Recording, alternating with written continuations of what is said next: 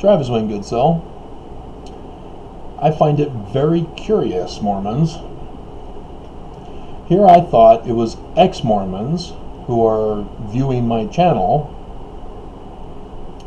and apparently it's only ex-Mormons who are subscribing to my channel. It does appear, because today's Sunday, secret's out, Mormons. I'm on the golf course and I see you golfing.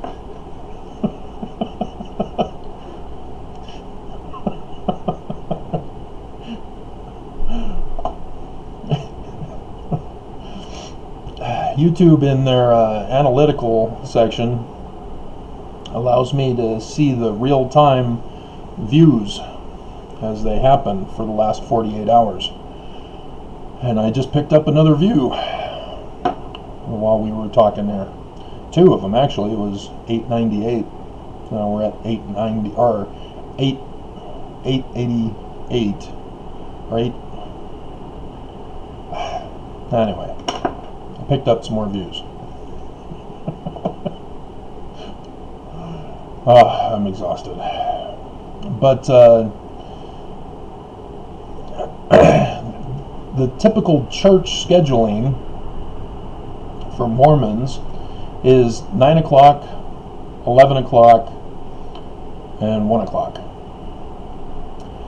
And Sundays are the busiest days for me, according to the analytics. And here this morning we had a boom right before church, and then at 9 o'clock it dipped down, and then at 10, which is right before church, it's up again. And now during the 11 to 12 hour, it's down. And so it is very clear Mormons are viewing my site. What the hell? Am I not the apostate? Am I not the Antichrist? Am I not evil? Aren't you supposed to stay away from me?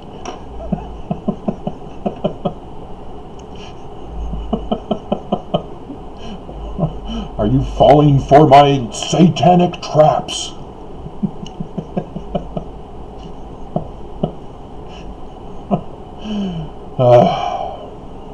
Now, I've talked to several subscribers over the years who don't want to be revealed. They specifically don't use their name for their channel, and many of which don't do their own videos, but they don't want to be known by their family and friends, because if it were to get out, they know they would be attacked. They would be told, "Oh, stay away from him, he's evil. He's leading you on the wrong path. You need to follow Nelson's covenant path to the great and spacious building." Remember that thumbnail I made? It wasn't too far back. I even did a revision of it where I put me by the tree of life. Well, and so, yeah, this video is to those of you Mormons who are closet ex-Mormons. How to come out of the closet and reveal yourself as an ex-Mormon. In this ward boundary area, when I first moved here,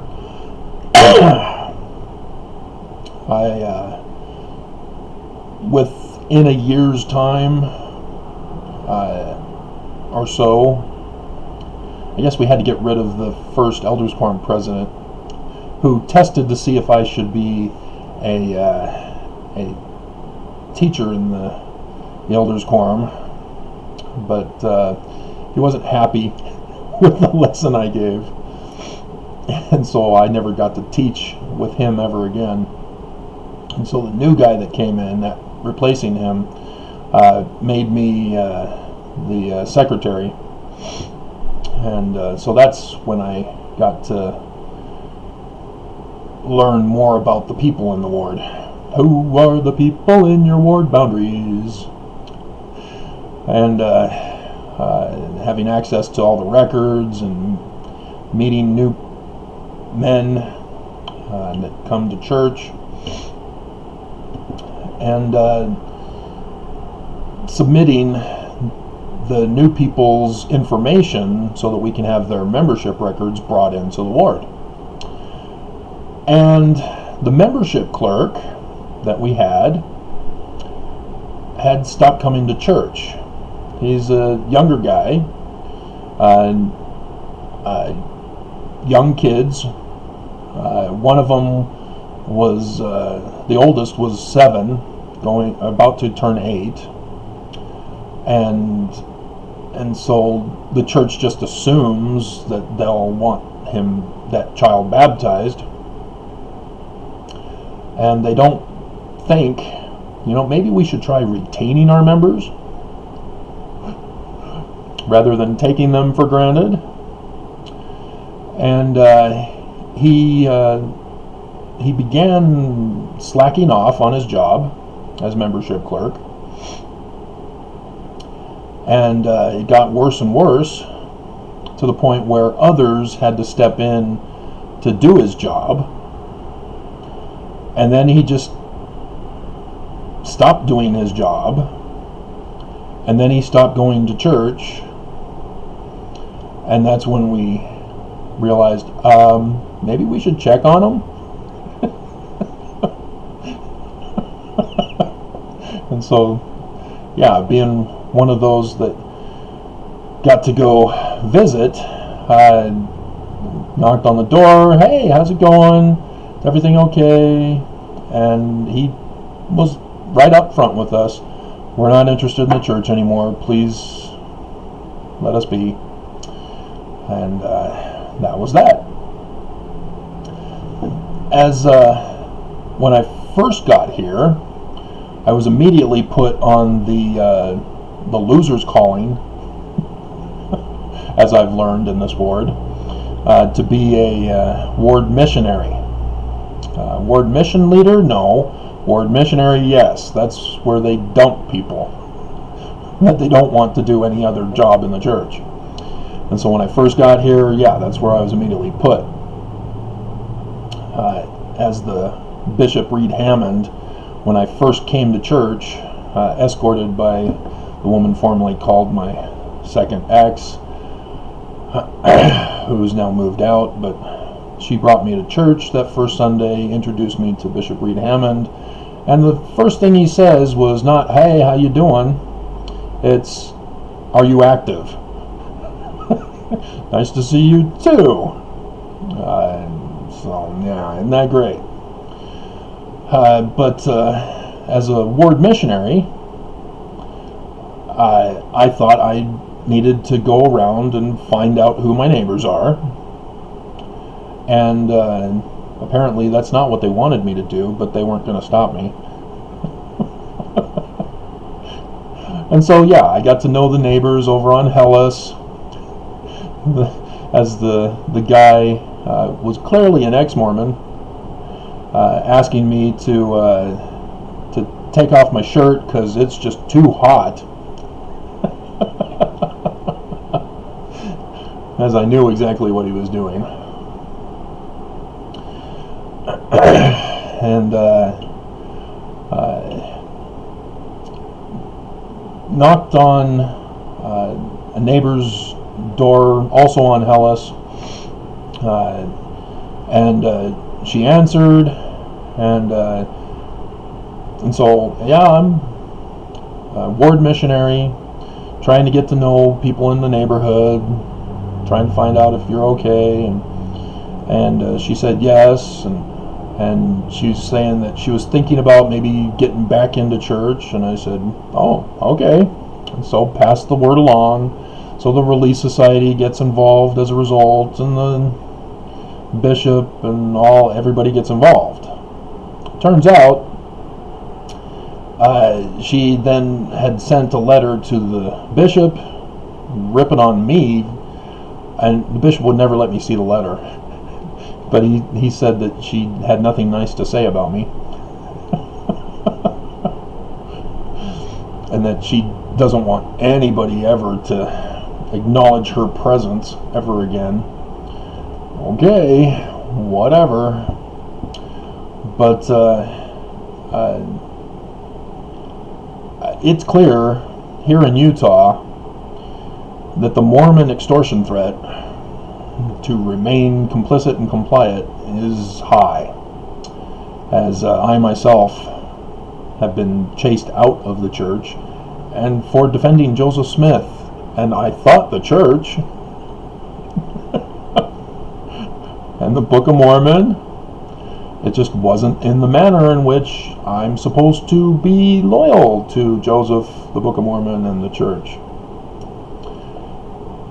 Yeah, you're just supposed to shut up and obey.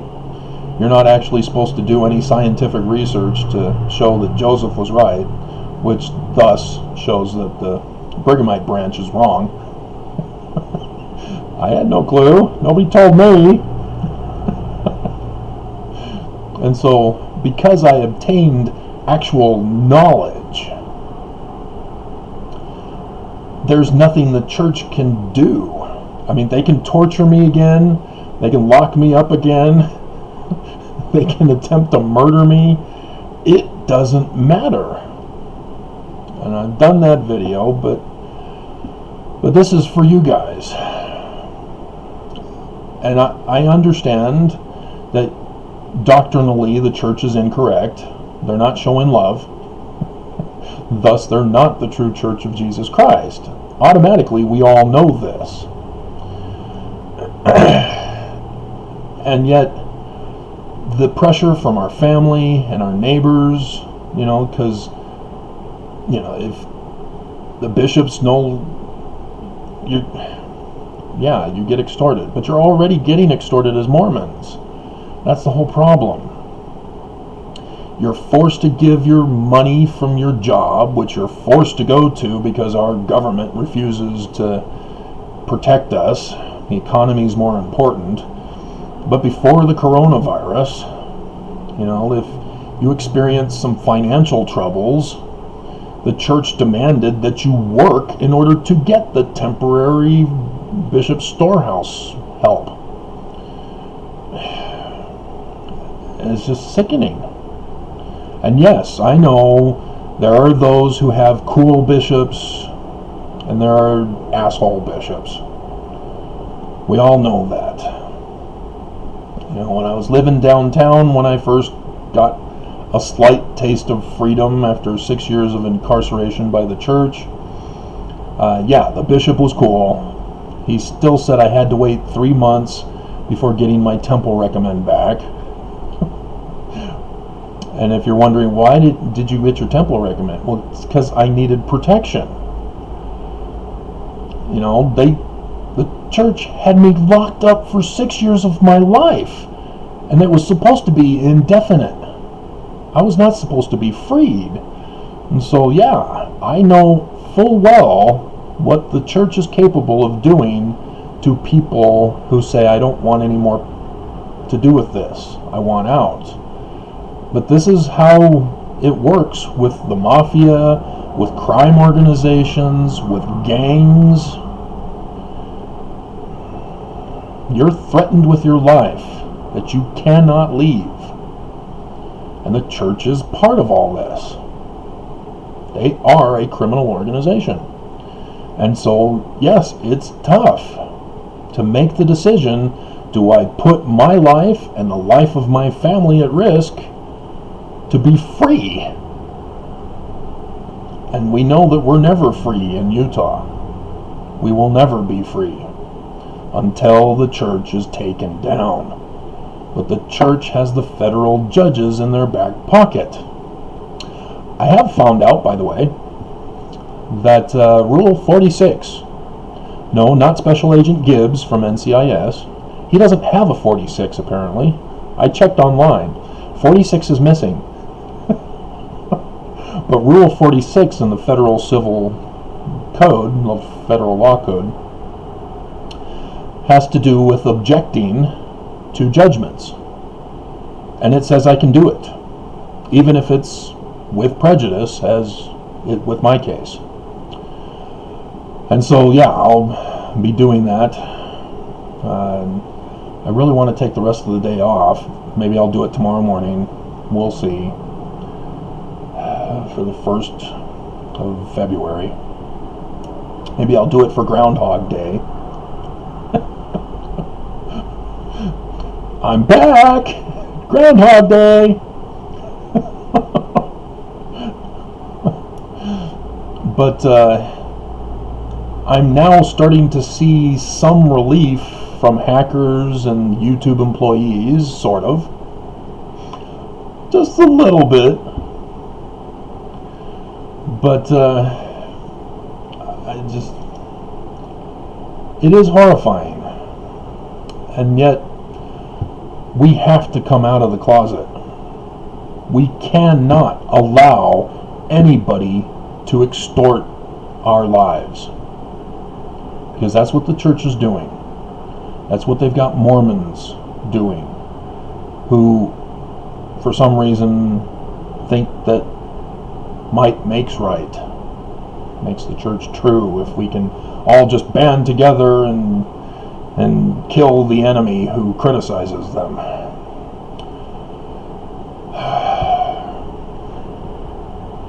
It's just sickening how they have such thinking processes that they were born and raised with, because nobody naturally thinks this way. You have to be taught. And the church has been teaching this. They've been teaching racism, sexism, bigotry, despising of the poor, and other hatreds. And that carries off into Mormons and how they think and how they feel. And screws up the doctrine and screws up everything. And so when the church lies to its members, it fits in the Mormon category box of, yay, church is true because they lied. And they never check to see if it is a lie or not. Doesn't matter. It fit into their belief system box. And that's the brainwashing manipulation tactic, which was developed by Stanley Smith Stevens, Mormon, from Ogden, I believe. I don't think it was Orem. It was one of the O cities. So a Mormon in the older singles ward way back 20 years ago, who had a red sports car, convertible, and would park in the back of the parking lot because he was always late. Didn't really want to be there for church. And you could tell from his license plate that for some reason Utah allowed him to have. I tried to get personalized license plates and they rejected everything. And it wasn't because somebody already had it, it was because they were concerned that it meant something. That's the whole point and purpose of personalized. But yeah, he was able to do the O license plate. And there he was, coming to the older singles ward, and I'm sure it wasn't for church. It was to get his O on, or off. And God. And was it 40-Year-Old Virgin, or was it the one with Jennifer Aniston? Or was it Office Space? Or The Office? Or was it... No, Office Space was the movie. The Office was the TV show. Whatever. It took me a while to figure out what O represented, but I definitely understood by the actor as to what it referred to.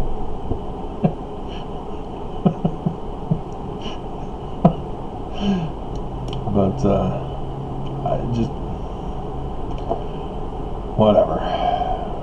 You know, why are people in the church? I don't understand.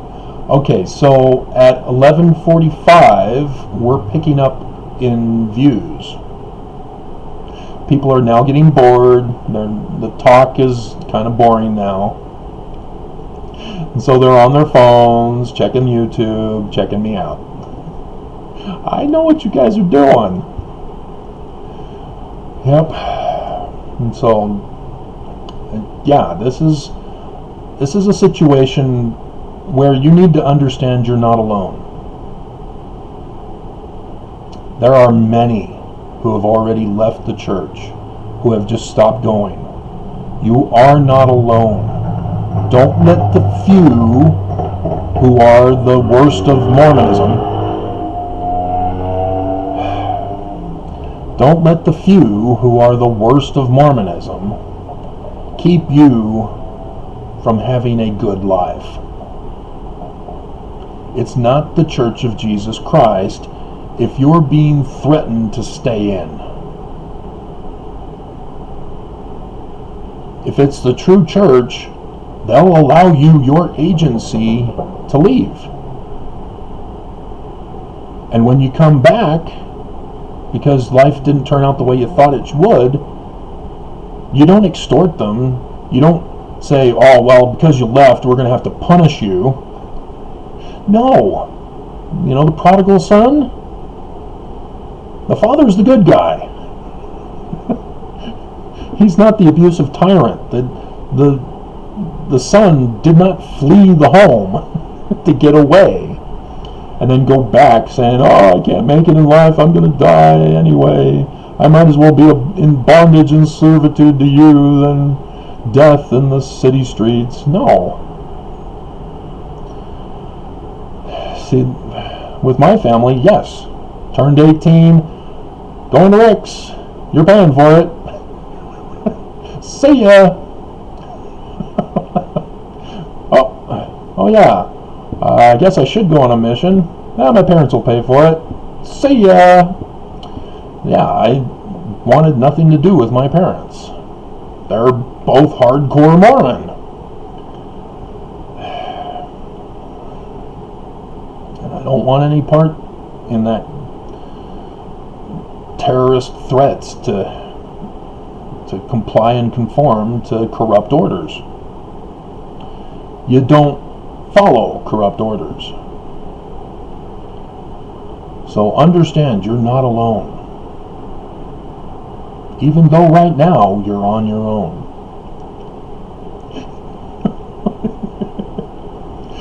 I wonder if I have that and can make that into a little clip for you. You're not alone, even though right now you're on your own. No, but understand that.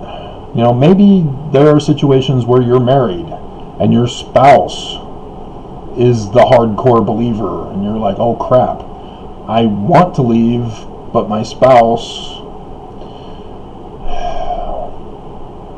yeah, those are tough situations, and I understand that too. The woman formerly called my second ex was that way. As I'm starting to realize the fuller picture of what's really going on, and not having to tell Karen, as she kept insisting on finding out why the first wife divorced me, and she didn't believe me.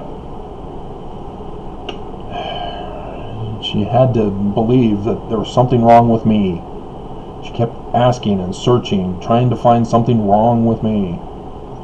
And now that she knows that I want nothing to do with the church, after being kicked out, which she's now in denial, she thinks I should go back to church. I'm not allowed at church, dear. And so, yes, I understand that too. And divorce is ugly, and it shouldn't have to happen.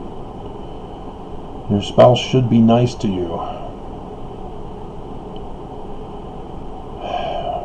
Whereas my woman formerly called my first ex, it was a different situation, but I was the good Mormon.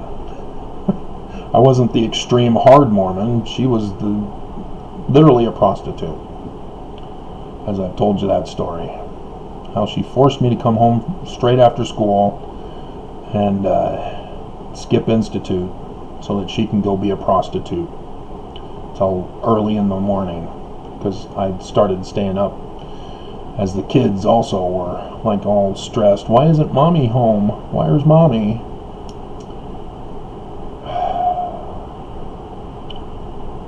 So yeah, my life's been wonderful. It's a wonderful life. Church had me incarcerated with no trial, no sentencing, just locked me up. 6 years of my life. Lost both spouses, financially ruined. But hey, I've got my health.